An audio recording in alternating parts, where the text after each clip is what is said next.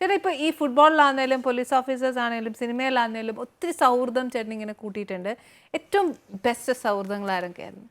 ഫിലിമിൽ അത്രയും ക്ലോസ് ആയത് ഇപ്പോൾ ആനപ്പറമ്പിൽ വേൾഡ് കപ്പ് കണ്ട് പടം ചെയ്തു. ഇപ്പോൾ എന്താ വെച്ചാൽ എനിക്ക് എത്ര ഇഷ്ടമാവും. കാരണം നമ്മളിപ്പോൾ ഷൂട്ടിങ് കഴിഞ്ഞ് പോയിട്ട് ഇടയ്ക്ക് ഇങ്ങനെ വിളിക്കും നമ്മൾ, എന്താണ് ആശാന എന്താ വിശേഷം, അവര് പിള്ളേരാണ്, ആശാന എന്താ വിശേഷം, എന്താണ് വിശേഷം, എവിടെയാണ്. അപ്പം പെപ്പെ, ലുക്മാൻ അവരൊക്കെ ഇങ്ങനെ വിളിക്കുമ്പോൾ ബാലു വർഗീസ്, ഇവർ മൂന്ന് പേര് കട്ട കമ്പനിയാണ്. പിന്നെ മോനാണ് ആ പടത്തിന്റെ കൊറിയോഗ്രാഫി ചെയ്ത് ആനപ്പറമ്പ് വേൾഡ് കപ്പ്. അതൊരു ഭാഗ്യം.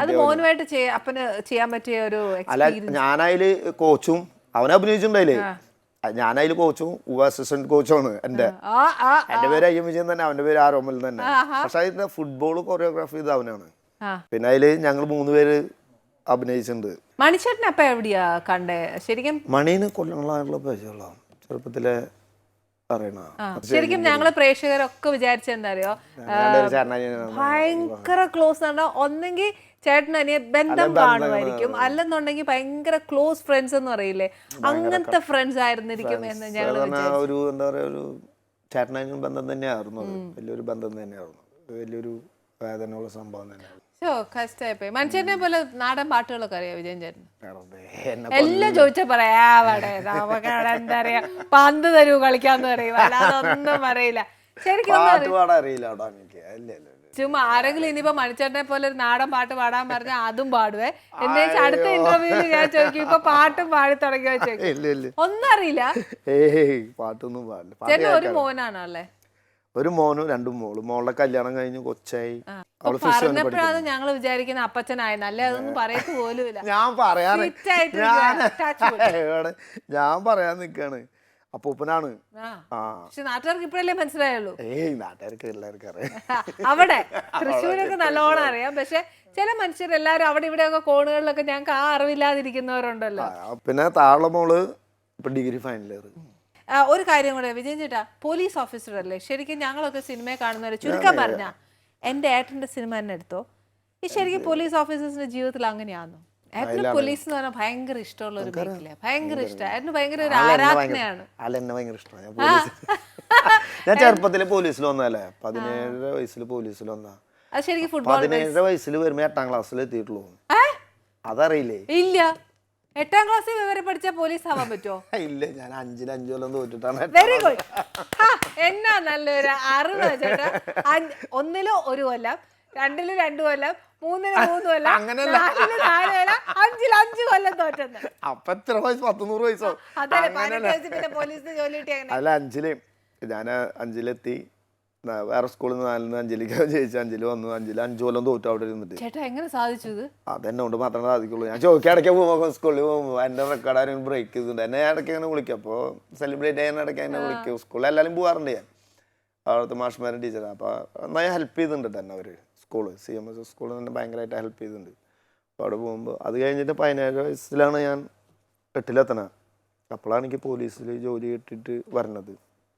വന്നിട്ട് 17 വയസ്സ്, പക്ഷേ 18 വയസ്സാവണ്ടേ അപ്പോയിൻമെൻ്റ് ആവണമെങ്കിൽ. അപ്പോൾ ഞാൻ 6 മാസം ഇവിടെ ഗസ്റ്റ് കളിച്ചു. അതിനിട്ട് 18 വയസ്സ് അപ്പോയിൻമെൻ്റ് ആയി. എന്നിട്ട് കറക്റ്റ് 18 വയസ്സിൽ പോലീസിൽ കയറിയതാണ് ഞാൻ. അപ്പം എൻ്റെ ഭാഗ്യം എന്താണെന്ന് വെച്ചിട്ടുണ്ടെങ്കിൽ അന്നൊക്കെ എന്ന് പറഞ്ഞാൽ ജോസഫ് സാറിനെ അറിയിക്കും. MK ജോസഫ് സാറിനാണ്. പിന്നെ ഒരു മരിച്ചു പോയ 2 പേര് മരിച്ചു. ഗോപിനാഥ് സാർ ഉണ്ടായിരുന്നു ഞങ്ങളുടെ ഓഫീസിൽ. അപ്പോൾ അവർ എന്നോട് പറഞ്ഞു ഇവിടെ നിന്നാൽ മതി. പക്ഷെ അപ്പം അന്നെന്ന് പറഞ്ഞാൽ നമ്മുടെ ഈ സ്പോർട്സ് എടുത്തില്ലേ, അവർക്ക് എല്ലാവർക്കും കരുണാകരൻ സാറായിരുന്നു അന്ന്. അപ്പോൾ എല്ലാവർക്കും ജോലിയും കുറേ കുടുംബങ്ങൾ രക്ഷപ്പെട്ടില്ല. അതൊന്നും ആലോചിക്കുക, എത്ര സ്പോർട്സുകാരാന്ന് അറിയാം ഞങ്ങളുടെ കയ്യിൽ.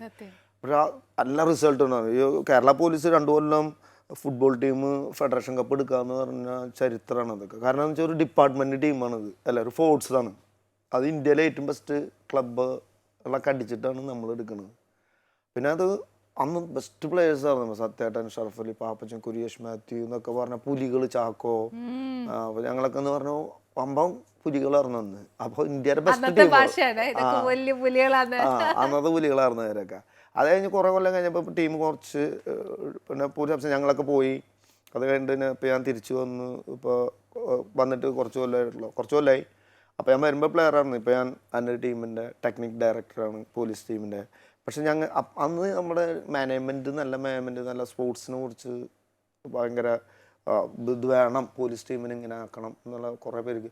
ഇപ്പോൾ അതേപോലെ ഒരു ഓഫീസർ നമുക്ക് കിട്ടിയിട്ടുണ്ട്. ഇപ്പോൾ ഞങ്ങളുടെ സ്പോർട്സ് ഓഫീസർ എന്ന് പറഞ്ഞാൽ അതിനെ പറ്റിയ DGPയും അതിൻ്റെ സ്പോർട്സ് ഓഫീസറും കിട്ടിയിട്ടുണ്ട്. കാരണം മനോജ് അബ്രാം സാറിനെ അറിയാം, അറിയാം.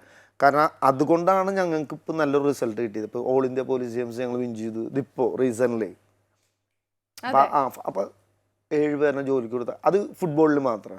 അങ്ങനെ എല്ലാ ഇവന്റിൽ നിന്ന് 10-100 പേർക്ക് ഗവൺമെന്റ് ജോലി കൊടുത്തപ്പോൾ എത്ര കുടുംബം രക്ഷപ്പെടണം. സത്യം. ഇനി ഇത്രയും ഫിറ്റ്നസ് ആയുള്ള ചേട്ടൻ വരെ ഡയറ്റ് കൺട്രോൾ ഉണ്ടോ? ഞാൻ ഉണ്ടെങ്കിൽ തന്നെ ഇവിടെ ഇപ്പൊ പൊട്ടിച്ചാണ്. ഇല്ല ഞാനെല്ലാം കഴിക്കും. എനിക്ക് അങ്ങനെ ഒന്നുമില്ല. എനിക്ക് പരിപ്പൂട്ടാനും ചോറൊക്കെയാണ് ഏറ്റവും ഇഷ്ടം. ആണോ? ഞാനിപ്പോ എന്തായാലും ഇവിടെ ഒരു മട്ടൺ ചോപ്സും പത്തിരിയാ വെച്ചേ. മട്ടണ് ഭയങ്കര ഇഷ്ടമാണ്. ആണോ? എന്നാ പിന്നെ എനിക്ക് സന്തോഷം.